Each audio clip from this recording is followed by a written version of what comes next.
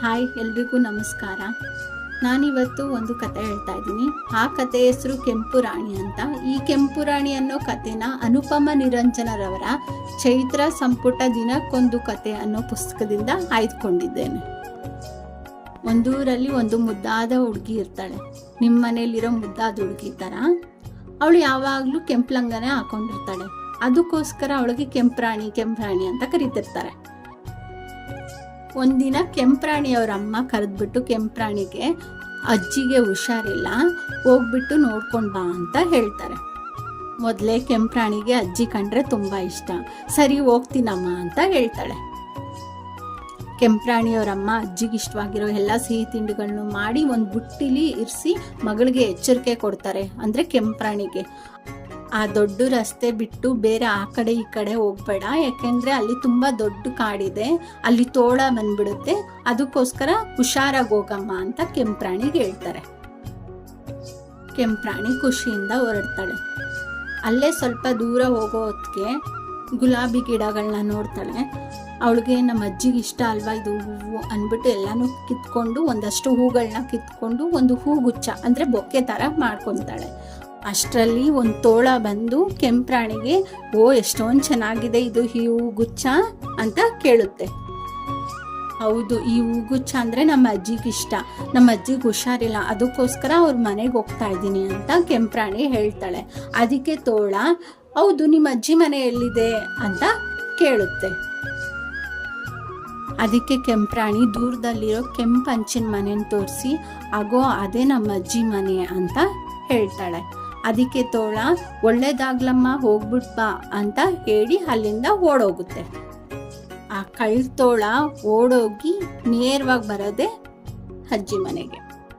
ಅಜ್ಜಿ ಮನೆಗೆ ಹೋಗಿ ತೋಳ ಬಾಗಿಲು ಬಡಿಯುತ್ತೆ.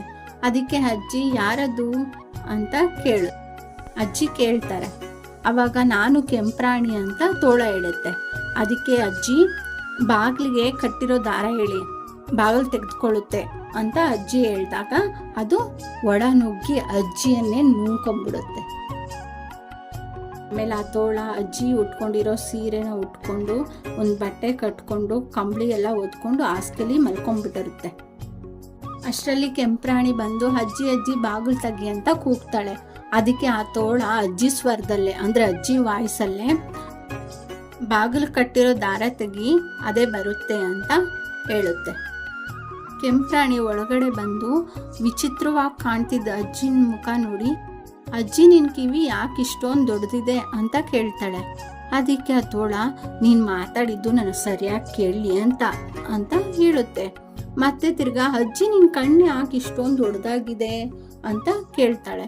ಅದಕ್ಕೆ ತೋಳ, ನಿನ್ನನ್ನು ಸರಿಯಾಗಿ ನೋಡ್ಬೇಕಲ್ವಾ ನಾನು, ಅದಕ್ಕೆ ಅಂತ ಹೇಳುತ್ತೆ. ಮತ್ತೆ ತಿರ್ಗಾ, ಅಜ್ಜಿ ನಿನ್ನ ಬಾಯಿ ಯಾಕೆ ಇಷ್ಟು ದೊಡ್ಡದಾಗಿದೆ ಅಂತ ಕೆಂಪ್ರಾಣಿ ಹೇಳ್ತಾಳೆ. ಅಷ್ಟಾಗಲೇ ನಿನ್ನನ್ನು ತಿನ್ಬೇಕಂತ ಅಂದ್ಬಿಟ್ಟು ತೋಳ ಕೆಂಪ್ರಾಣಿ ನುಂಗ್ಬಿಡುತ್ತೆ. ಆಮೇಲೆ ಅದಕ್ಕೆ ಚೆನ್ನಾಗಿ ನಿದ್ದೆ ಬಂದು ಹಾಸಿಗೆ ಮೇಲೆ ಚೆನ್ನಾಗಿ ಗೊರಕೆ ಹೊಡಿತಾ ಇರುತ್ತೆ. ದಾರಿಲಿ ಹೋಗ್ತಿದ್ದ ಬೇಡನೊಬ್ಬನಿಗೆ ಆ ಗೊರಕೆ ಶಬ್ದ ಕೇಳಿಸಿ, ಅಜ್ಜಿಗೆ ಹುಷಾರಿಲ್ವಲ್ಲ, ನೋಡ್ಕೊಂಡು ಹೋಗೋಣ ಅಂತ ಒಳಗಡೆ ಬರ್ತಾನೆ. ಅಲ್ಲಿ ಮಲಗಿದ ತೋಳ ನೋಡಿ ಅಲ್ಲೇನೇನು ನಡೆದಿದೆ ಅಂತ ಅವನಿಗೆ ಗೊತ್ತಾಗುತ್ತೆ. ಅವನೇನು ಮಾಡ್ತಾನೆ ಅಂದರೆ, ಅವನು ತನ್ನ ಬರ್ಜಿಯಿಂದ ತೋಳದ ಹೊಟ್ಟೆನ ಸೀಳ್ಬಿಡ್ತಾನೆ. ಆಗ ಅಜ್ಜಿ ಮತ್ತು ಕೆಂಪ್ರಾಣಿ ಯಾವುದೇ ಅಪಾಯ ಇಲ್ಲದೆ ಹೊರಗಡೆ ಬರ್ತಾರೆ. ಆಮೇಲೆ ಅಜ್ಜಿ ಮೊಮ್ಮಗಳು ಹಪ್ಕೊಳ್ತಾರೆ.